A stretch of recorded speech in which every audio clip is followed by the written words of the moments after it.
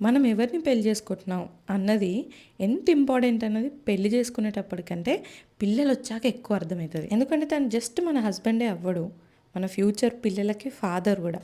ఇదంతా ఎందుకు చెప్తున్నాను అంటే, స్నోమ్యాన్ చేసుకుందాము అని ఇంటి ముందట ఉన్న స్నోలో చేసేద్దాంలే అంటే లేదు, తన బిడ్డకి ఏ విషయంలోనైనా తను బెస్ట్ ఇవ్వడానికి ట్రై చేస్తాడు.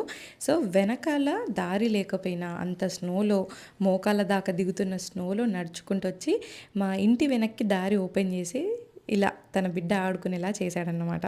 ఇలాంటివి చూసినప్పుడే I made a right call అనిపిస్తుంది. ఎందుకంటే మన పార్ట్నర్ చూసింగ్ అనేది మన చేతిలో ఉంటుంది, కానీ వాళ్ళ పిల్లలకి వాళ్ళ ఫాదర్ ఎవరు అవుతారన్నది వాళ్ళ చేతిలో కాదు, అది కూడా మన చేతిలోనే ఉంటుంది.